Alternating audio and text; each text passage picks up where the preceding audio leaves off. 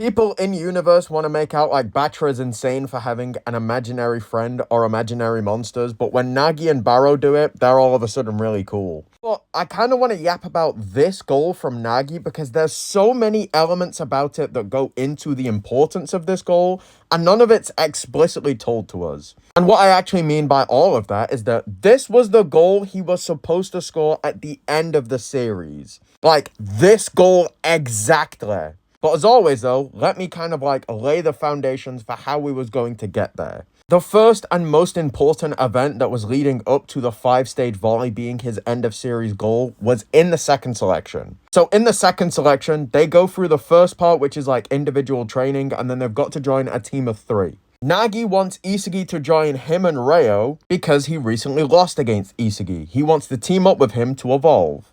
Isagi says, nah, I'm not doing that. I want to team up with Batra. And then Nagi says, alright then, let me join you. So then taking the advice that Isagi gave to Reo, Nagi chose to join Isagi and Batra's team. Reo wanted to be picked by Nagi. That's why we go on to see Nagi evolve in the second selection and Reo technically not really evolve. Like, don't get it twisted, I know that the episode Nagi manga is canon and Reo does evolve in the second selection, but considering how much he struggles, and the fact that Reo does go down to the 2v2 and still loses that game, Reo definitely struggled a lot fucking more because Nagi wasn't there. But anyway, this was a good move from Nagi because this shows he's willing to grow and separate from Reo if it's in pursuit of their dream. Because he goes on to say, Reo, you taught me about football. You and I are gonna be the best in the world. That's a fact, but we lost. We aren't the strongest. So Nagi's splitting up from Reo in this situation because he's pursuing strength. Because he even goes on to say, in order to learn about this thing called frustration that I felt for the first time, I want to play football with Isagi.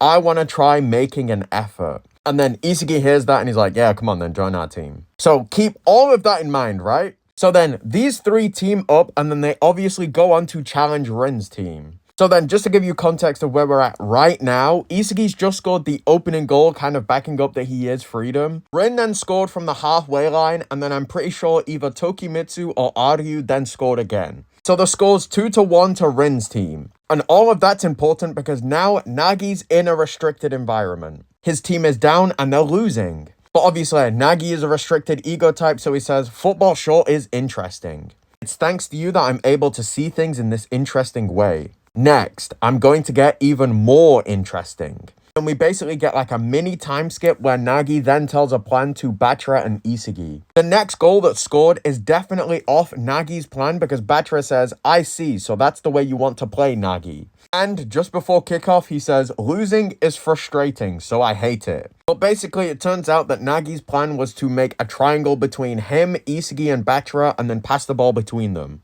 Nobody holds the ball long enough to actually get tackled by their opponent. And this is really fucking funny because if he just did this in the Manshine game, he probably would have won at least like 2 of his games. Because it would have been him, Reo, and Chigire. So the fact that he's the striker of the Manshine team and he doesn't actually take it upon himself to do shit like this, also backing up that he is relying on Reo too much. Because Nagi, without Reo on his team, came up with this plan because they started to lose. Isagi then makes a play where he runs closer into the box so he can score, but Rin unfortunately sees it and then goes to block him. So Batra decides to pass to Nagi instead. You've got to stick with me on this take because it is kind of a reach and it doesn't make too much sense, but it is in pursuit of elevating the story of Nagi, so just hear me out. But this right here was technically like a no-stage volley. And what I mean by that is that it wasn't Nagi's idea to do this, it was Batra's idea. The reason why I'm saying that this is a 0-stage fake volley is because the next time he plays against Rin's team, he does the 1st stage fake volley.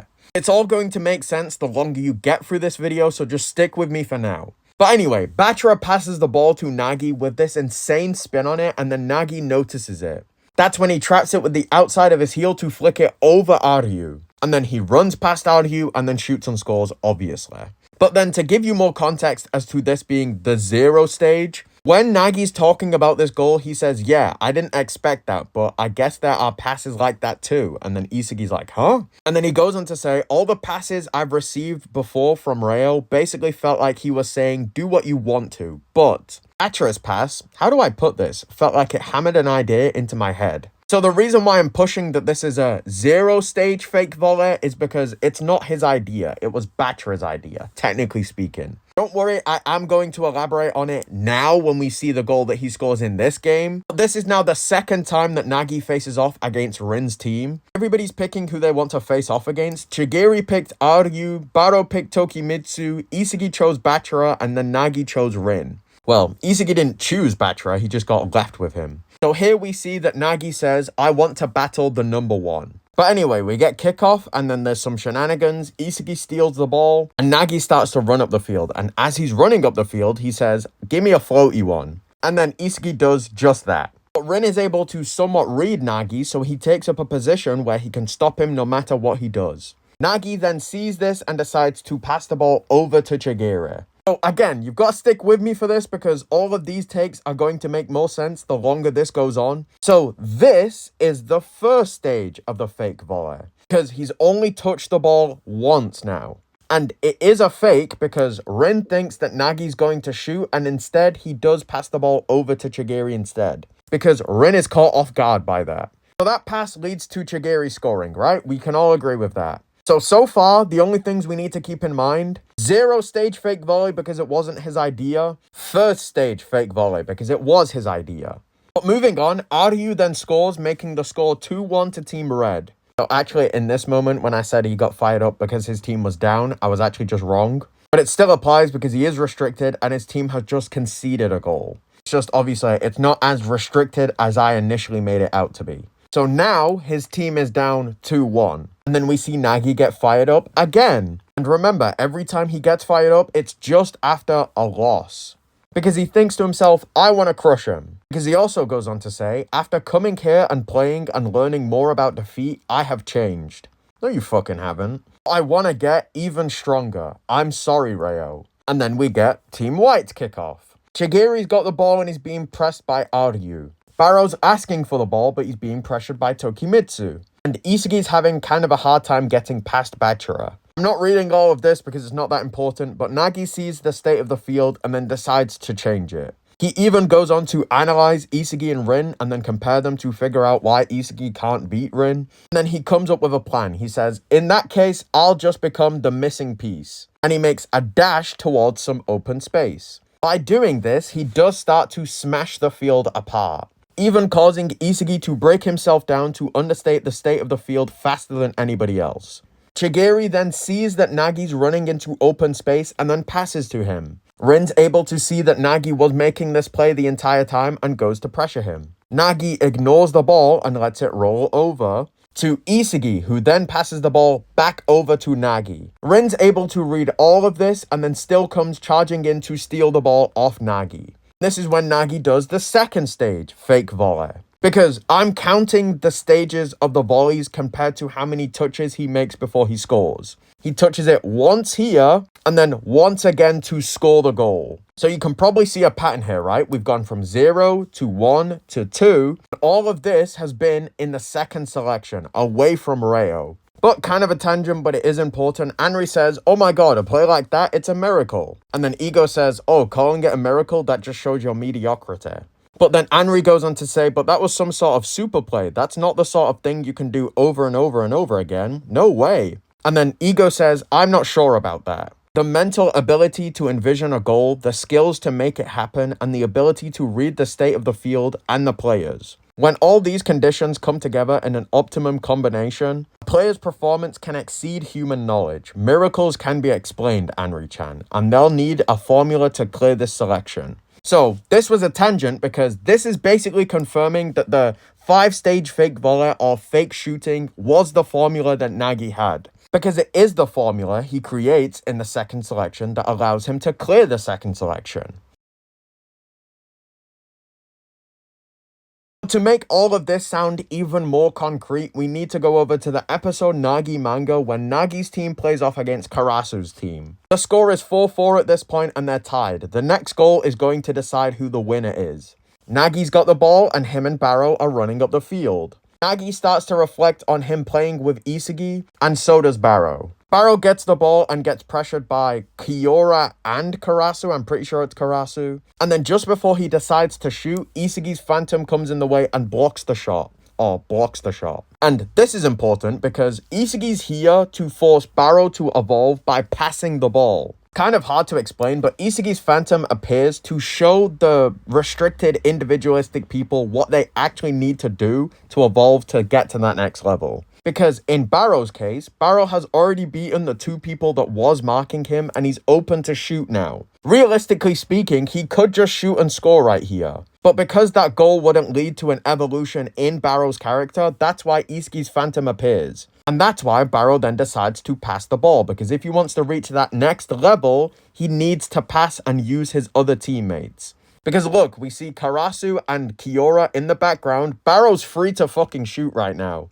But he sees the Phantom of Isagi and then evolves by choosing to pass the ball, because even though, yes, Karasu and Kiora are in front of him now, in this panel here and this panel here, he is open to fucking shoot. But he doesn't, / he can't, because it wouldn't lead to any sort of like actual evolution. So to actually grow and improve, he passes the ball. And the ball goes over to Nagi. Nagi then traps the ball with his heel and does a heel lift. And that one touch was able to get him past Otoya. So if he just shot and scored now, it would be a 2-stage fake volley because he's touched the ball twice. Keep that in mind. Because if he scores that way, he's not actually evolved or improved his formula. That's why Isagi's Phantom appears for Nagi as well. Because if he just shoots at this point, it's going to be a 2-stage. And so far, we've gone from 0 to 1 to 2. So he needs to do 3 this time. So Nagi sees Isagi's Phantom and he traps the ball once again, pulling it to his side away from where Isagi would be. Isagi's Phantom is able to read this movement, but Nagi's still not done yet. I also know he technically takes his foot off the ball here to touch it again, but I'm not counting that. To me, at least, this has all been one smooth motion. It's just that his foot comes off the ball here because if he has any hope of flicking it up, he needs to actually take his foot off the ball. Also, isn't it funny that Isagi's Phantom does follow Nagi's fake shot here? Backing up that Isagi was always going to evolve to a state where he could read the first fake shot. Because just to go over to the Manshine game to prove this take isn't stupid, Nagi goes to take a fake shot here. We see Isagi going to block the shot. Nagi fakes it and Isagi does the hard step on the ground and still follows him. He gets actually baited by the next fake shot. But anyway, Nagi's now kicked the ball at the ground and it's bounced up over Isagi's Phantom. And now that he's worked his way up to a 3-stage fake volley, that's why he's able to shoot and score here. Again, for all intended purposes, I'm saying that this was just one touch. I know it's not. I know that I'm technically lying. I'm just counting all of this as one motion. Anyway, he shoots and scores, and that's the 3-stage fake volley complete. I just gotta say one more time, man. Look how fucking clean this art is. Holy shit. So then after that goal in the episode Nagi manga, we don't get any more build-up or kind of story behind the 5-stage fake volley until the Manshine game. We all know what's happening here. Rayo's got the ball. He passes up to Nagi, who chose to run to Isagi. Nagi winds up to do a shot. Isagi runs in front to block the shot. Nagi does a fake and Isagi's able to follow it. As the ball's up in the air, Isagi goes to head it away. But then Nagi does another stage of the fake volley. And he loses Isagi at this point. Again, which was backed up in the episode Nagi manga because Isagi follows the first fake shot, but then falls for the second one. Also, just to elaborate on the take that this was the 3-stage fake volley, if you don't count the trap to get past Otoya, he does do 3 touches of the ball with Isagi's Phantom here. So maybe I'm reaching, maybe I'm not, maybe you don't care that much, maybe you do. But for all intended purposes, I'm just saying that this is a 3-stage fake volley. But anyway, Isagi falls for the second fake shot, and as the ball flies over to Nagi's right side, Kaiser comes in the way to block the shot, and again he does another fake shot. So keep in mind, we're at 3 stages so far. But just after pump faking Kaiser, Nagi runs over to get the ball once again. But once again, Isagi's able to read him, so he runs over to block his 4th shot. Which, unfortunately, turns out to be another fucking fake one. And it's this touch specifically that led to the miracle of the 5-stage fake volley, because he was supposed to score or miss scoring the 4-stage fake volley in this game. Realistically speaking, he should have shot on this 4th touch right here, and this would have been the make or break of him actually scoring or being crushed. But considering he's been working his way up the stages and this would have been the 4th one, I kind of believe that even though Isagi is in the way for this, it somehow would have gone in. And /or if he wasn't working with Reo. Nagi was supposed to score the 4-stage fake volley by himself in this game. But because he gets desperate to beat Isagi and he teams up with Reo, he then skips towards the end and does the 5-stage fake volley instead. He was supposed to shoot on this 4th shot here, and that would have basically told us if he was working in the right mentality or if he wasn't. But again, considering if he was actually going to score the 4-stage fake volley, it would have been by himself and not with Reo and not desperate. I imagine it actually would have gone in. But he teams up with Reo, and obviously Reo is the overabundance of all the stats, so that's why he's able to do the 5-stage fake volley here. Because he does this fake touch, as the ball flies up, he's in full fucking flow, and he says, "I'm the best player in the world." And this statement backs up, to me at least, that this was supposed to be his end of series goal, because he's declaring that he's the best player in the world. Meaning that this goal formula realistically would have been at the end of the series, because Nagi's saying he's the best player in the world, so this would have been the goal that made him the best player in the world. Does any of that make sense? So compiling everything that I've just been yapping about into one storyline, the 0 stage, i.e. the goal being open for him shooting straight away, got blocked, so he made the 1st stage. The 1st stage got blocked by Rin, so he made the 2nd stage. Also, notice how it's against Rin, a person who's supposed to be a clone of Isagi. Also, this one was against Rin. The 2nd stage was about to be blocked, because if you look in this panel, he's trying to block whatever Nagi's doing. So he made the 3rd stage. So then, realistically speaking, he should have then moved up to the 4th stage in this game and shot here. Either being blocked by Isagi because he's not on the right path, or scoring because he is following the right path. But he doesn't, because he teamed up with Reo. And even though Reo doesn't actually play a specific part in this part of the goal, but because Reo has an overabundance in all of the skills, Nagi metaphorically siphons some of those skills from Reo so he can score this miracle goal. Because for the timeline I've just presented to you, he was supposed to shoot on the 4th. I can't really tell you if he would have scored or not, because he was teaming up with Reo at this point, so I imagine, yes, he still would have scored this 4th stage, even though Isagi's in the way. But should he have chose to do and build up this goal by himself, he definitely would have scored. Just kind of hard to give a solid answer because of the context of this goal. But for all intended purposes, this was supposed to be the end of series goal that he scores, because he was supposed to score this 4 stage in the NEL, and then his 5 stage would have been in the U20 World Cup. Which is an end of series, I know, but let's be honest, if he did a 6-stage fake volley here, it would have been a bit too much.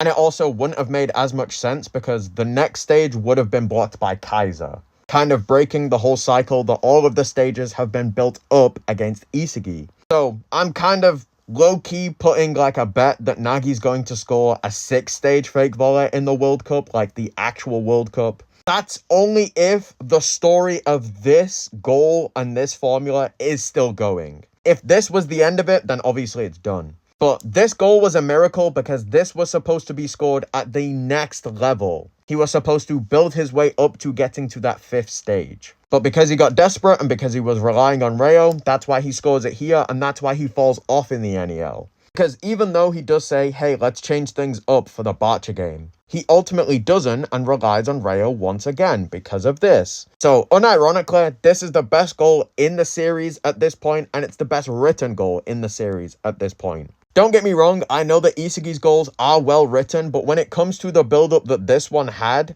this one clears every single goal so far. Because the build-up to this one was spread out between 2 different mangas and like 3 different fucking arcs. But I'm pretty sure that's everything I've wanted to say about this goal, so thanks for indulging my bullshit as always. Never stop updating your world's perspective. Drink water, look after yourself. Peace.